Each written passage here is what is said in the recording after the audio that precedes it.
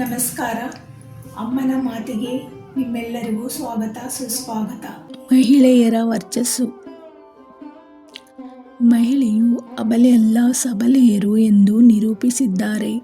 ಎಲ್ಲ ರಂಗದಲ್ಲೂ ಮಹಿಳೆಯರು ಮುಂದುವರೆದಿದ್ದಾರೆ.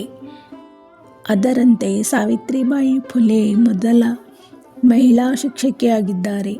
ಅವರು ಮಹಿಳಾ ಶಿಕ್ಷಣ, ಜಾತಿಭೇದ ಮತ್ತು ಬಾಲ್ಯ ವಿವಾಹ ವಿರುದ್ಧ ಹೋರಾಟ ನಡೆಸಿದ್ದರು. ಕಲ್ಪನಾ ಚಾವ್ಲಾ ಅವರು ಅಂತರಿಕ್ಷಕ್ಕೆ ಹೋದ ಭಾರತದ ಮೊದಲ ಮಹಿಳೆ. ಅವರು ನಾಸಾದ ಅಂತರಿಕ್ಷ ಯಾತ್ರಿಯಾಗಿದ್ದು 2 ಬಾರಿ ಅಂತರಿಕ್ಷ ಪ್ರಯಾಣ ಮಾಡಿದ್ದಾರೆ. ಡಾ. ಆನಂದಿಬಾಯಿ ಜೋಶಿ ಅವರು ಭಾರತದ ಮೊದಲ ಮಹಿಳಾ ವೈದ್ಯರಾಗಿದ್ದರು. ಅಮೆರಿಕದಲ್ಲಿ ಓದಿದರು. ಸಮಾಜದಲ್ಲಿ ವಿರುದ್ಧ ನಡೆದರೂ ಶಿಕ್ಷಣ ಪಡೆದು ಮಹಿಳೆಯರಿಗೆ ಪ್ರೇರಣೆಯಾದರು. ಇವರೆಲ್ಲ ತಮ್ಮ ಧೈರ್ಯ ಮತ್ತು ಕನಸುಗಳಿಂದ ಅನೇಕ ಭಾರತೀಯರಿಗೆ ಪ್ರೇರಣೆಯಾದರು. ಅಷ್ಟೇ ಅಲ್ಲ, ಸುನೀತಾ ವಿಲಿಯಮ್ಸ್ ಅವರು ಭಾರತೀಯ ಮೂಲದ ಅಮೆರಿಕನ್ ಅಂತರಿಕ್ಷ ಯಾತ್ರಿಗರು.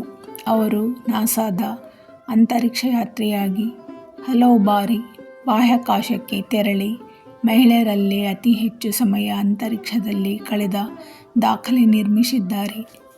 ಅವರ ಧೈರ್ಯ, ಶ್ರಮ ಮತ್ತು ಸಾಧನೆಗಳು ವಿಶ್ವದ ಮಹಿಳೆಯರಿಗೆ ಪ್ರೇರಣೆಯಾಗಿದೆ. ಇದರಂತೆ ಇನ್ನೂ ಅನೇಕ. ಸುಧಾ ಮೂರ್ತಿ ಪ್ರಥಮ ಇಂಜಿನಿಯರ್ ಆಗಿ ಆಗಿನ ಕಾಲದಲ್ಲೂ ಓದಿ ಹೆಸರುವಾಸಿಯಾಗಿದ್ದಾರೆ. ಕಾಲೇಜಿನಲ್ಲಿ ಪ್ರಥಮ ಮಹಿಳೆ. ಎದುರಿಸಿದ ಸಂಕಷ್ಟದಲ್ಲೂ ಎಲ್ಲವನ್ನೂ ಎದುರಿಸಿ ದಿಟ್ಟ ಮಹಿಳೆಯಾಗಿ ಎಷ್ಟೋ ಜನರನ್ನು ಸಂಕಟದಿಂದ ಪಾರು ಮಾಡಿ ಕೀರ್ತಿಶಾಲಿಯಾದರು. ತಮ್ಮ ದಿಟ್ಟತನದಿಂದ ಸಮಾಜವನ್ನು ಎದುರಿಸಿ ಎಷ್ಟೋ ಜನರಿಗೆ ದಾರಿದೀಪವಾಗಿದ್ದಾರೆ. ಇಂಥ ಮಹಿಳಾಮಣಿಯರು ನಮ್ಮ ಸಮಾಜದಲ್ಲಿ ಇನ್ನೂ ಹೆಚ್ಚು ಹೆಚ್ಚು ಉದ್ಭವಿಸಿ ಕಾಲೇಜಿನಲ್ಲಿ ಅಮಾಯಕ ಹೆಣ್ಣು ಅನುಭವಿಸುವ ಸಂಕಟದಿಂದ ಪಾರು ಮಾಡಿ ಅವರಿಗೆ ಓದಿನ ವಿಶಿಷ್ಟತೆಯನ್ನು ತಿಳಿಸಿ ಧೈರ್ಯ ತಂದು ಧೈರ್ಯವಂತರು ಅಜ್ಞಾನ ಅಂಧಕಾರದಲ್ಲಿದ್ದು ತಮ್ಮ ಬದುಕಿನ ವಿಶಿಷ್ಟತೆಯನ್ನು ತಿಳಿಯದೇ ಇದ್ದರೆ ಬುದ್ಧಿವಂತರಾದವರು ಅವರ ಅಜ್ಞಾನವನ್ನು ತೊಲಗಿಸಿ ಅವರಿಗೆ ಒಳ್ಳೆಯ ನಡತೆ ಮತ್ತು ಒಳ್ಳೆಯ ದಾರಿ ತೋರಿಸಿ ಅವರಿಗೆ ದಾರಿದೀಪವಾಗಬೇಕು. ಹೆಣ್ಣೇ ಹೆಣ್ಣಿಗೆ ಶತ್ರುವಾಗಬಾರದು.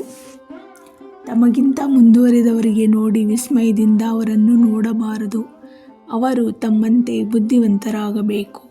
ಮಹಿಳೆಯ ವರ್ಚಸ್ಸು ಅವರಿಗೆ ತಿಳಿದು ಉಳಿದವರಿಗೆ ದಾರಿದೀಪವಾಗಬೇಕು ಎಂದು ದೊಡ್ಡ ಮನಸ್ಸಿನಿಂದ ಎಲ್ಲರಿಗೂ ಶುಭ ಕೋರಬೇಕು. ಧನ್ಯವಾದಗಳು.